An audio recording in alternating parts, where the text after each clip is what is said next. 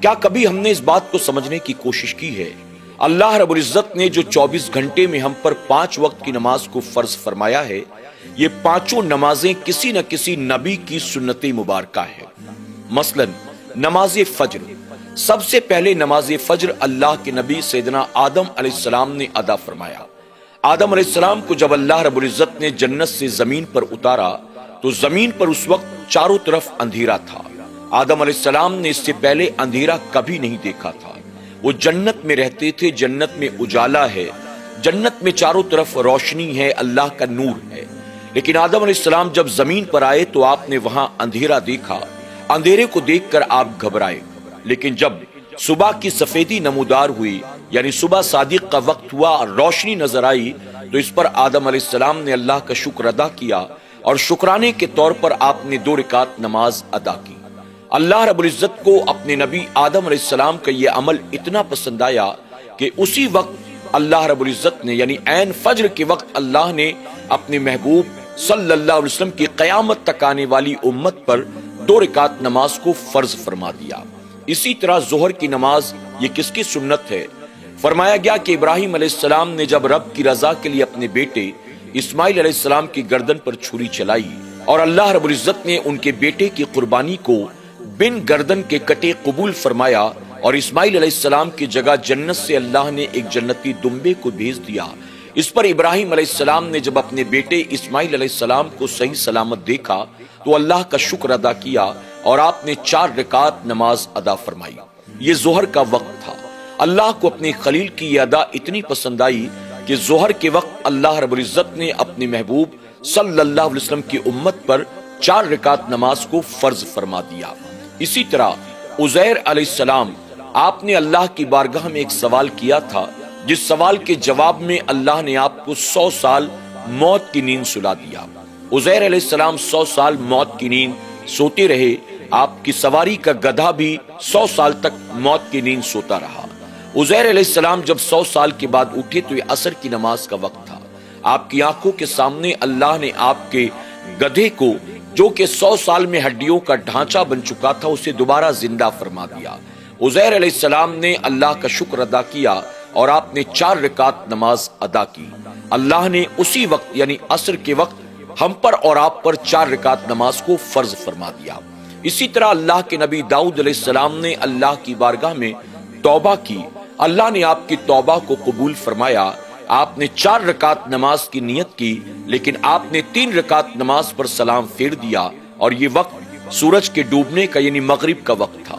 آپ نے 4 رکعت نماز کی نیت کی تھی، لیکن 3 رکعت پر آپ نے سلام پھیر دیا۔ اللہ کو اپنے نبی کا یہ عمل اتنا پسند آیا کہ مغرب کے وقت اللہ رب العزت نے امت محمدیہ صلی اللہ علیہ وسلم پر 3 رکعت نماز کو فرض فرما دیا۔ نماز عشاء، یہ کسی اور کی نہیں بلکہ ہمارے اور آپ کے پیارے آقا جناب محمد رسول اللہ صلی اللہ علیہ وسلم کی سنت مبارکہ ہے کہ حضور اکرم صلی اللہ علیہ وسلم نے عشاء کے وقت 4 رکعت نماز فرض کو ادا کیا تھا۔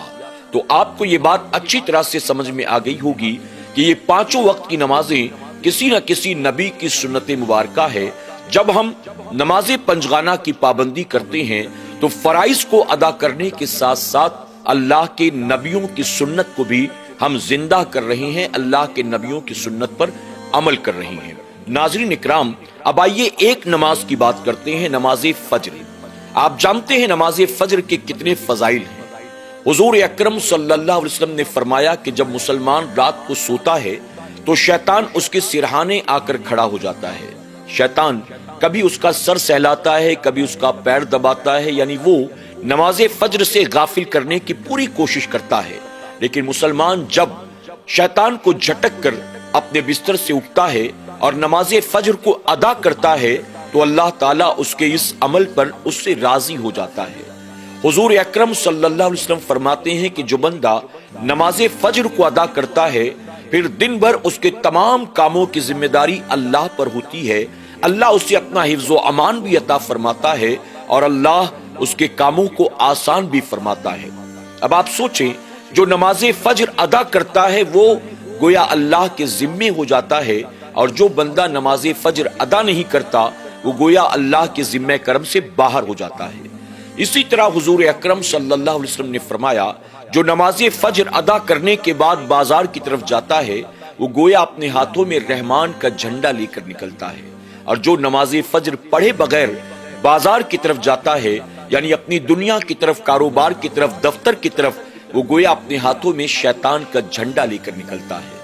इसी तरह हुजूर अकरम सल्लल्लाहु अलैहि वसल्लम ने फरमाया कि जो अंधेरे में अपने घर से निकलकर अल्लाह के घर की तरफ सजदा करने के लिए जाता है, अल्लाह ताला उसकी कब्र के अंदर रोशनी पैदा फरमाएगा।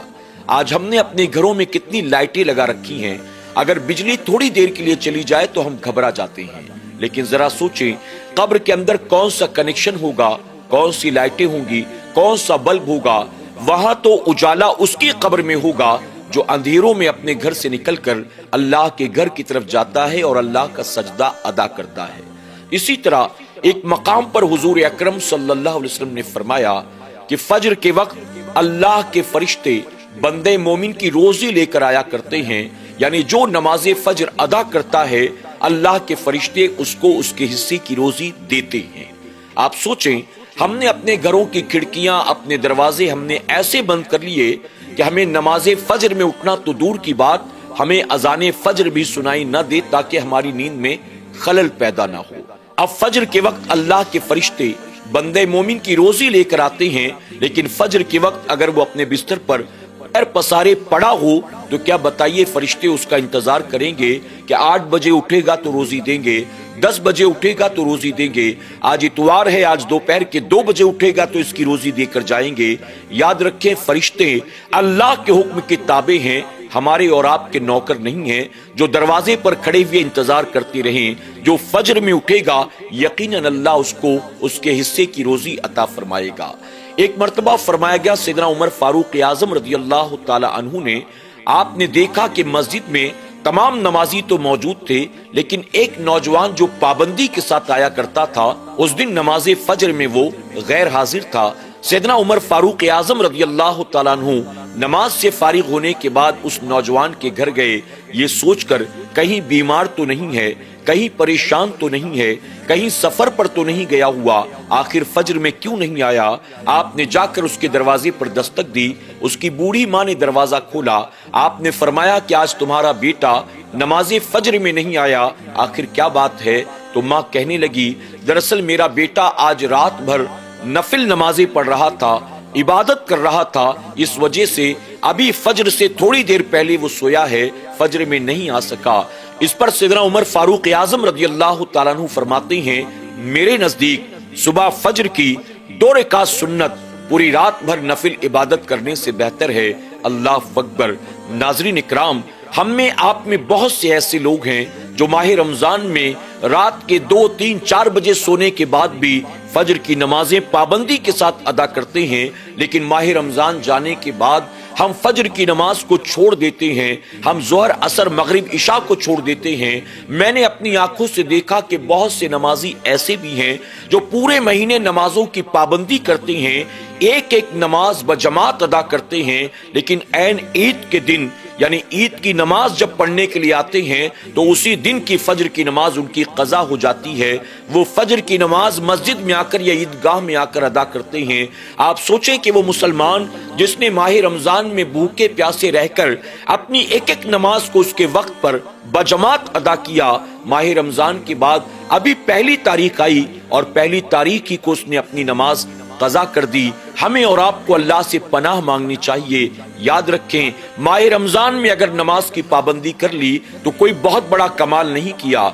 नमाजों से जो रोकने वाला था, जो गाफिल करने वाला था, हमारा दुश्मन शैतान मरदूद, अल्लाह ने उसको कैद कर दिया। तो जब तक वो कैद था हमने खूब अल्लाह के सजदे किए, लेकिन जैसे ही वो आजाद हुआ उसने हमें नमाजों से रोक दिया, अल्लाह के घर की तरफ जाने से रोक दिया।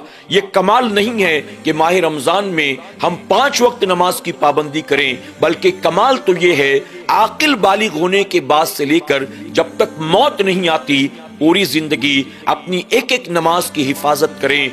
याद रखें, कल क़यामत के दिन अल्लाह तबारक ताला हमसे और आपसे सबसे पहले नमाज ही का हिसाब लेने वाला है। حضور اکرم صلی اللہ علیہ وسلم نے فرمایا نمازیں درست ہے، اللہ سب کچھ قبول فرمائے گا، اور نمازوں میں اگر تم نے کمی کی، نمازوں میں کاہلی اور سستی کی، تو تم باقی جو کچھ بھی کر کے آئے ہو وہ سب بھی تمہارے منہ پر مار دیا جائے گا۔ اللہ رب العزت کی بارگاہ میں دعا ہے کہ میرا کریم ہم سب کو اپنی ایک ایک نماز کو ماہ رمضان کے بعد بھی اہتمام کے ساتھ، فکر کے ساتھ، ذوق و شوق کے ساتھ ان کے وقتوں پر ادا کرنے کی توفیق عطا فرمائے، اور بالخصوص اللہ ہمیں نماز فجر کی حفاظت کی توفیق عطا کرے، آمین یا رب العالمین۔